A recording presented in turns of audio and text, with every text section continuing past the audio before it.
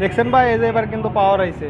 ওই গাড়িতেই সমস্যা ছিল, ডিভাইসে সমস্যা নাই। এই যে গেলাম মোটর ডায়াগে, যাওয়ার পরে মাঝে গেলাম অটো স্ক্যান, দেখেন চাবি কিন্তু ওয়ান আছে গাড়িতে।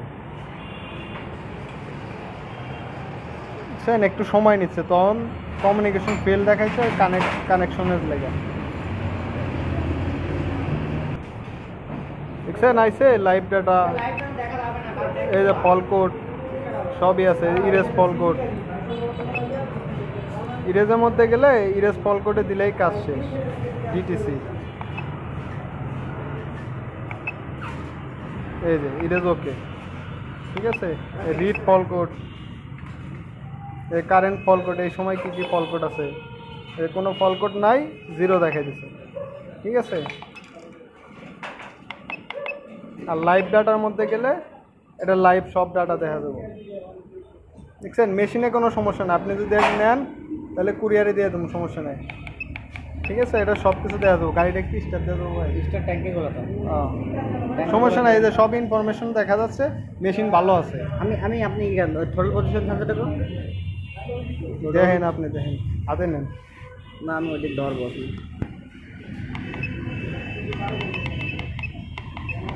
এটা হলো ইঞ্জিন টেম্পারেচার, সবই দেওয়া যায়।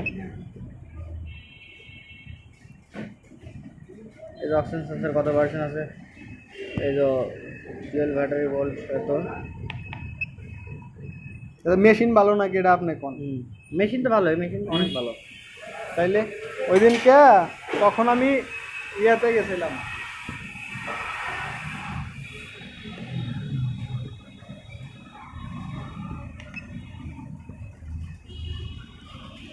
কি বললাম,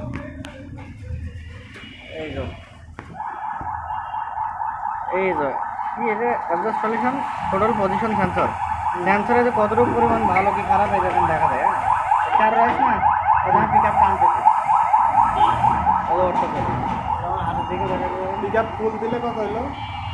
পিক আপ ফুল দিলে 82, 10% ড্যামেজ আছে।